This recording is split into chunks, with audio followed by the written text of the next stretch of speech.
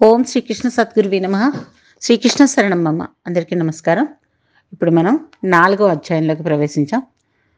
శ్రీ వేదవ్యాస మునీంద్రుల శిష్యుడైనటువంటి సూత మహర్షి నైమిషారణ్యంలో ఉన్న సౌనకాది మహామునులను సాభిప్రాయంగా చూస్తూ ఇలా అంటున్నాడు: నిష్ఠాగరిష్ఠ సంపన్నులారా, ఆ ప్రకారం గరుడునికి విష్ణుదేవుడు ఆనతినివ్వగా, అంటే ఇంత ముందు 3వ అధ్యాయంలో చెప్పిన విషయాలన్నమాట చెప్పగా, ఆ ఖగరాజు అంటే గత్మంతుడు ఆ లక్ష్మీ వల్లభుడిని స్తుతించి ఇంకా ఇలా అడుగుతున్నాడు: సర్వలోక శరణ్య, ఎటువంటి పాపాలను చేసిన వారు ఎటువంటి బాధల్ని పొందుతారు? ఎటువంటి పాపులు వైతరిణిలో మునుగుతారు? ఇంకా యమలోక విశేషాలు నాకు తెలియజెప్పండి అని ప్రార్థించాడు. అందుకు ఆ శ్రీమన్నారాయణుడు ఇలా అంటున్నాడు: ఎల్లప్పుడూ దుష్కర్మలను చేసేవారు, శుభకర్మలందు ఇష్టమే లేనివారు, మరింతగా భయ దుఃఖాలను కలిగించేటటువంటి నరకాలను చేరి బాధల్ని అనుభవిస్తూ ఉంటారు. యమధర్మరాజు నగరానికి 4 దిక్కుల్లోనూ ద్వారాలుంటాయి. అయితే పాపాత్ములు దక్షిణ ద్వారం నుండి యమపురికి చేరుకుంటారు. ఆ మార్గంలోనే వైతరిణీ నది కూడా ఉంది. పుణ్యం చేసిన వారు మాత్రం దక్షిణ ద్వారం నుంచి కాకుండా మిగిలిన ద్వారాల నుంచి యమపురికి చేరుకుంటారు. అంటే ఏంటి? మొత్తానికి అందరూ పుణ్యం చేసిన వాళ్ళు, పాపం చేసిన వాళ్ళు మొట్టమొదట దర్శించాల్సింది యమపురి అని. యమపురికి వెళ్ళక తప్పదు అని. అయితే వాళ్ళు వెళ్ళే ద్వారాలు మాత్రం వేరుగా ఉంటాయి. వినతాపుత్ర, నీవు నా భక్తుడమైనప్పటికీ నువ్వు అడిగిన యమలోక విశేషాలు నేను చెప్తుంటే నీవు వింటుంటే నీకు ఒళ్ళు జలదరిస్తుంది సుమా. అసలు ఆ లోకానికి వెళ్ళే మార్గమే మహాభయంకరంగా ఉంటుంది. చెప్తాను విను. నరలోకానికి నరకలోకానికి మధ్య 86,000 ఆమడల దూరం ఉంటుంది. అంటే దీనిని సుమారు 8,600 క్రోసుల దూరం అని చెప్పొచ్చు. ఈనాటి కొలమానం ప్రకారం అయితే దాదాపు 68,800 మైళ్ళు అని చెప్పచ్చు. ఆ లోకంలోనే యమధర్మరాజు నివాసమైనటువంటి యమపురి ఉంటుంది. ఆ యముని వద్ద ఆయుస్సు తీరిన వారిని పట్టుకొని రావడానికి పంపే నిమిత్తం ఒక్కో జీవికి 3 చొప్పున అసంఖ్యాకంగా భట్లుంటారు. ఆ యమకింకరుల రూపమే ఎంతో భయంకరంగా ఉంటుంది. అంటే ఒక జీవిని తీసుకురావడానికి 3 వెళ్తారనమాట. 3 వచ్చి తీసుకెళ్తారు. భయోత్పాతం కలిగించే ఘోరమైన ఆకృతితో పాటు అగ్నినే దహించగలిగినంతటి కోపము, కారు మేఘాల్లాంటి నల్లని వస్త్రాలు, ఆచ్ఛాదన, పాశము, ముసలం. పాశం అంటే తెలుసు కదా, ఒక ఉరి అనమాట అది పాశం అంటే. ఆ తర్వాత ముసలం అంటే రోకలి. ఆ 2 ఉంటాయి వాళ్ళ దగ్గర. ఆ 2 పట్టుకుని వస్తారు కిందకి. ఇప్పటికీ వాళ్ళ దగ్గర ఉంటాయి. ఆయువు తీరిన జీవుణ్ణి పట్టి వాయురూప దేహం కల్పించి తీసుకెళ్లి యమధర్మరాజు ఎదుట ప్రవేశపెట్టడమే వారి విధి నిర్వహణ. ఇక యమలోక మార్గం ఎలా ఉంటుంది అంటే, యమకింకరులు పాశం పట్టి లాగుతుండగా అతి సుదీర్ఘము, అతి కఠినము అయినటువంటి యమలోక మార్గంలో నానా క్లేశాలు అనుభవిస్తూ జీవుడు నడవవలసి ఉంటుంది. మృతి చెందిన వెంటనే త్రుటిలో యమకింకరులు యమసదనంలో ప్రవేశపెట్టిన ఆ మార్గమే ఇప్పుడు పూర్తిగా జీవుడు అధిగమించాలి. అంటే ఇంతకుముందు ఒకసారి చెప్పుకున్నాం. ఒకసారి ఏంటంటే మనిషి పోయిన వెంటనే ఆ జీవిని ఒక్క క్షణంలో తీసుకెళ్ళిపోతారు పైకి. ఇక్కడ మాయమైపోయి అక్కడ ప్రత్యక్షమైనట్టు తీసుకెళ్ళిన తర్వాత మళ్ళీ దాన్ని తీసుకుని ఆ జీవిని తీసుకొచ్చి మళ్ళీ ఇక్కడ భూమి మీద పెడతారనమాట. ఈ ఇంట్లో ఉంటుంది. ఆ తర్వాత మళ్ళీ తీసుకెళ్తారు, మెల్లిగా నిదానంగా తీసుకెళ్తారనమాట. అప్పుడు మాత్రం ఆ మార్గంలో నడుచుకుంటూ పోవాలి అని. త్రుటిలో యమకింకర్లు యమసదనంలో ప్రవేశపెట్టిన మార్గమే ఇప్పుడు పూర్తిగా జీవుడు నడవాల్సి వస్తుందన్నమాట. రేయింబవళ్ళు నడవాలి. యమకింకరులకు దయాదాక్షిణ్యాలు ఉండవు. మార్గంలో కఠినాతి కఠినమైన అవరోధాలున్నా వారు ఈడ్చుకుంటూ దండిస్తూ నడిపించుకుంటూ పోతారు. ఆ మార్గంలో మొనదేలిన కత్తులతో సమానంగా ఉండే ఆకులు కలిగిన దట్టమైన చెట్లు ఉన్న అసిపత్రవనం అనే అడవి ఉంటుంది. అసి అంటేనే కత్తి, పత్రాలంటే ఆకులు. ఆకులు ఎలా ఉంటాయంటే ఆ వనంలో కత్తుల్లా ఉంటాయి పొడుచుకుంటూ. ఆ అటవీ మార్గంలో ఒక్కదాన్నొకటి ఒరుసుకొని ముందుగా చొచ్చుకొని వచ్చినట్లుగా ఉన్న చెట్లు అవి బాగా దట్టంగా ఉంటాయి. పైగా దాంతో ఒకదాని వెనకాల ఒకటి, అంటే ఒకదాన్ని మించి ఇంకొక చెట్టు ముందుకు వస్తున్నట్టుగా ఉంటుంది. అటువంటి దాంట్లో జీవుడి శరీరాన్ని లాక్కుని పోతూ ఉంటారు. అవన్నీ కూడాను జీవుడి శరీరాన్ని ఎక్కడికక్కడ చీల్చేస్తూ రక్తధారలు స్రవిస్తూ ఉంటాయి. చిన్న బొమ్మ, చిన్నపిల్లలు ఆడుకునే బొమ్మలు ఉంటాయి కదా, అంత చిన్న బొమ్మలాగా ఉంటుందన్నమాట. అప్పుడు పైకి తీసుకెళ్ళేది. మన చెయ్యి ఎంత ఉంటుందో, అంటే హస్తం ఎంత ఉంటుందో అంత. తర్వాత అంగుష్టం అవుతుంది అది. ఆ తర్వాత యమభట్లు ఏం చేస్తుంటారు, ఆయువు ముగిసిన వారిని పట్టి వాయు శరీరంలోకి వారిని ప్రవేశపెట్టి తమ ప్రభువైన యమధర్మరాజు ముందుకి నిలిపి, పరేతరాజా, పాశదండధర, మీ ఉత్తర్వు ప్రకారం ఆయుష్ తీరిన వారిని మీ సన్నిధిని ప్రవేశపెడుతున్నాము. ఇక మేమేం చేయాలో సెలవివ్వండి అని అడుగుతారు. అప్పుడు మహిషవాహనుడైనటువంటి ఆ యమధర్మరాజు, కింకరులారా, మంచిది, ఈ జీవుని 13వ దినమున నా దగ్గరికి తీసుకురండి అని చెప్పడంతో దూతలు ఆ ఆజ్ఞను పాటించి క్షణంలో ఆ జీవుని తెచ్చి నరకంలో అతని నివాసానికి చేరువగా విడుస్తారు. ఆ జీవుడు యమపురికి వెళ్ళి రావలసిన వాడు కావడం వల్ల మృతి చెందిన వారిని తక్షణమే దహనం చెయ్యరు. అందుకే వెంటనే దహనం చేయరు, ఒకవేళ బతుకుతాడేమో మళ్ళీను అని చెప్పి ఉద్దేశంతో. యముని ఆజ్ఞ మేరకు ఆ జీవునికి ఇంకా ఈ భూమి మీద వాసయోగ్యత ఉందేమోనని బంధువుల ఆశ. ఆ దారిలో ఆకలి తప్పులు తీరే అవకాశమే లేదు. నేల చదునుగా ఉండడం వల్ల పాదాలు బొబ్బలెక్కుతాయి. అరికాళ్లకు గుచ్చుకునేటటువంటి ముళ్ళు అంతే ఉండవు, ముళ్ళు చాలా ఉంటాయి అన్నమాట అక్కడ. రక్తం కాలువలై కట్టి ప్రవహిస్తున్న యమభటులకు జాలి కలుగదు. వారు అదిలిస్తూ నడిపించక మానరు. మార్గంలోనే ఇదంతా పిండ శరీరం పడే యాతన. ఇక యమపురిలో ప్రవేశించిన వెనుక పడే బాధ వర్ణనాతీతం. ఆ యమపురి ఘోర పాపుల నిలయం. ఎటు చూసినా నరక బాధలను అనుభవించే వారి ఆహాకారాలే మిన్నంటి ప్రతిధ్వనిస్తూ ఉంటాయి. అక్కడ నీరు దొరకదు.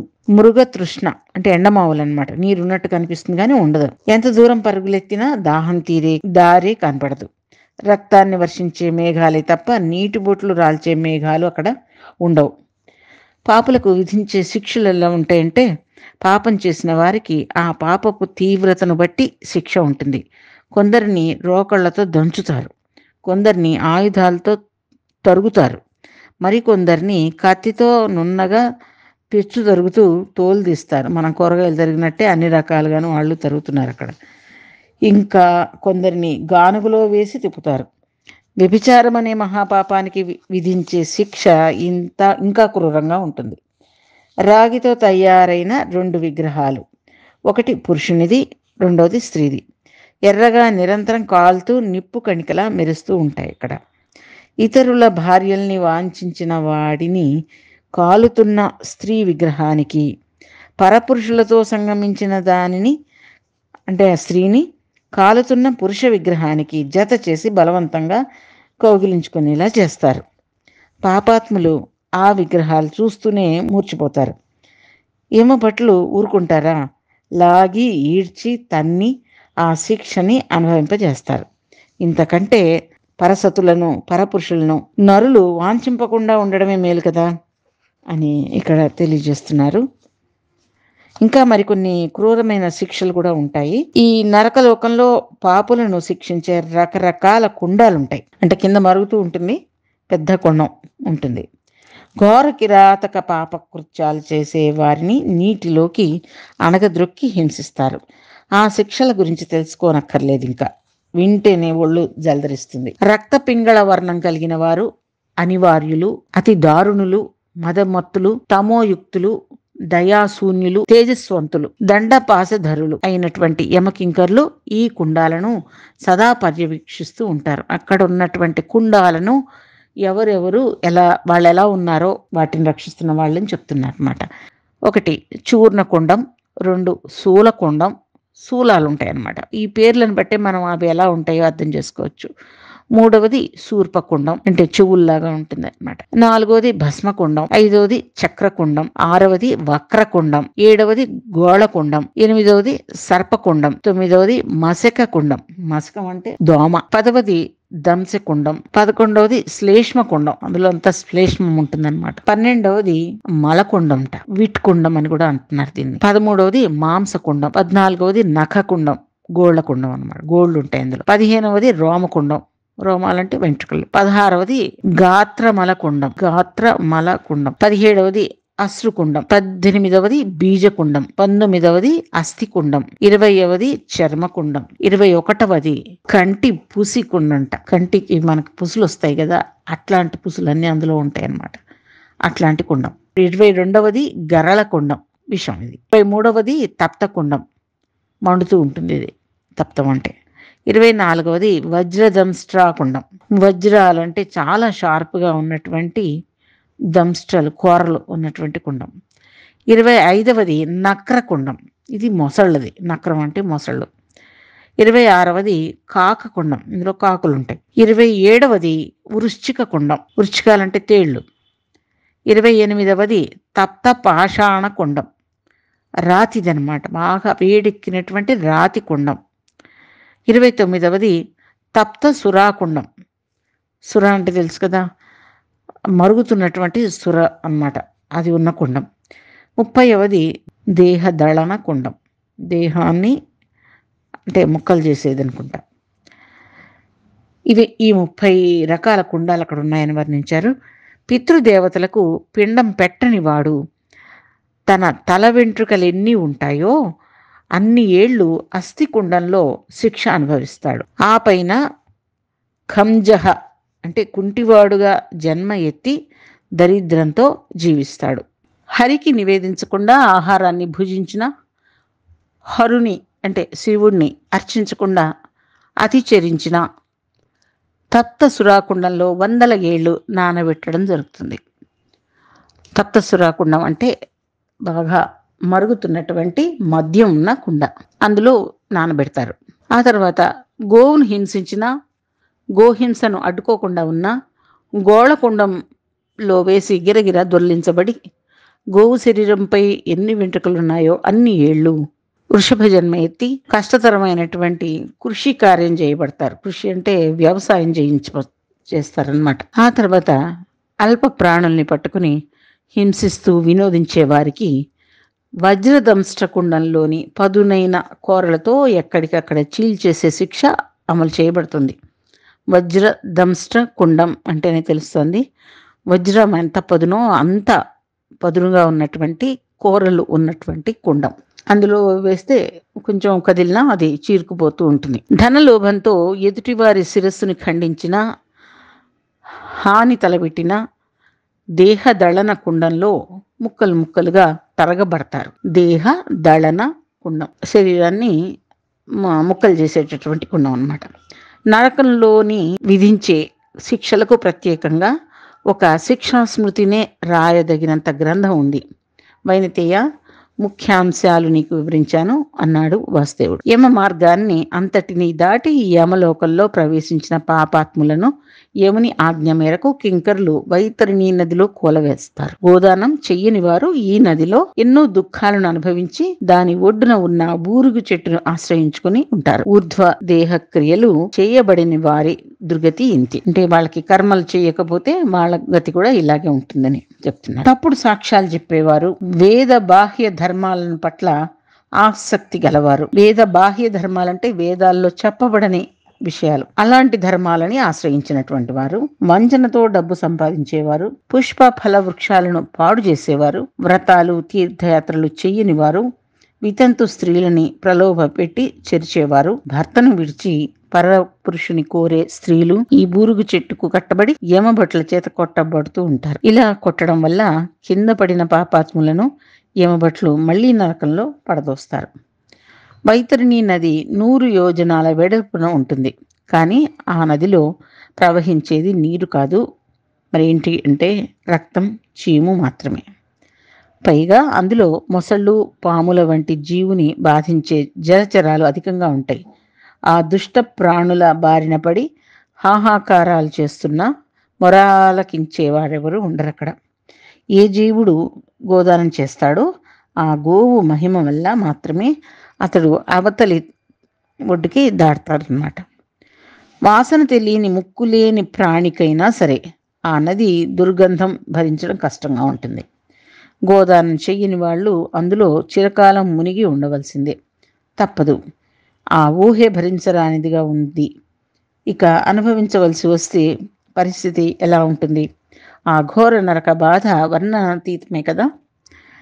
ఓ వైనతేయుడా, ఏ జీవుడు వైతరిణిని దాటాలన్నా అతని చేతనైనా లేక అతని పుత్రుని చేతనైనా గోదానం జరిగించి తీరాలి. అంటే తప్పనిసరిగా గోదానం చెయ్యడం అవసరమని మనకు అర్థమవుతుంది. వివాహాన్ని, తీర్థయాత్రను భగ్నం చేసిన వారు శాశ్వతంగా మహానరకంలో ఘోర యాతనలను అనుభవిస్తూ ఉంటారు. ఎవరైనా వివాహం చేసుకుంటుంటే చెడగొట్టిన వాళ్ళును, అలాగే తీర్థయాత్ర వెళ్తుంటే చెడగొట్టిన వాళ్ళు మహాఘోర నరకంలో అనుభవిస్తారట. ఇళ్ళు, గ్రామాలు, వనాలు తగలబెట్టిన వారిని యమదూతలు అగ్నిగుండాల్లో పడద్రోసి కాలుస్తారు. అగ్ని వల్ల దేహం కాలుతుంటే పాపులు తమను నీడకు తీసుకుపోమని యమకింకరుల్ని వేడుకోగా వారు ఆ పాపుల్ని అసిపత్ర వనానికి తీసుకెడతారు. అక్కడ ఆకుల సంగతి అందరికీ తెలిసినవే, ఇంతకుముందు చెప్పుకున్నాం, కత్తుల్లా ఉంటాయన్నమాట ఆకులు. ఈ వనంలో వృక్షాల నీడ నిద్రపోండి అని పాపులతో చెప్తారు. దాహం ఇమ్మని కోరితే సలసలా కాగే నూనె ఇస్తారు. అదే యమదూతల నిర్బంధం వల్ల తాగి మాడిన పేగులతో కింద పడిపోతారు. తర్వాత కొంతసేపటికి ఏదో విధంగా లేచి అతిదీనంగా విలపిస్తారు. ఇలా ఎన్నో యాతనలు ఉంటాయి. సర్వశాస్త్రాల్లో ఈ విషయం విశేషంగా చెప్పబడింది. శాస్త్రాలన్నింటిలోనూ ఈ విషయాలు ఉంటాయి. నరకలోకంలో మహాప్రళయకాలం వరకు పాపులు ఎన్నెన్నో బాధలు పడుతూ యమలోకంలో తిరిగి పుడుతూ చివరకు ఆ యముని ఆజ్ఞ చేత భూలోకంలోనికి వెళ్ళి స్థావర రూపాలైన తరు, గుల్మ, లత, పర్వతాలుగా పుడతారు. చెట్లు, పొదలు, లతలు, పర్వతాలు అన్నమాట. ఇలా పుడతారు. ఆ తర్వాత వరుసగా కీటక జన్మ, తర్వాత పశు జన్మ, ఆ తర్వాత పక్షి జన్మ పొంది చివరికి మానవుడై జన్మిస్తారు. నరకలోకం నుంచి వచ్చినటువంటి పాపులు మనుషులలో చండాల జాతిలో పుట్టి కుష్టు మొదలైన వ్యాధుల వల్ల పీడింపబడుతూ ఉంటారు అని చెప్పడంతో ఈ 4వ అధ్యాయం సంపూర్ణమైంది. కృష్ణార్పణ. కృష్ణ కృష్ణ కృష్ణ కృష్ణ కృష్ణ కృష్ణ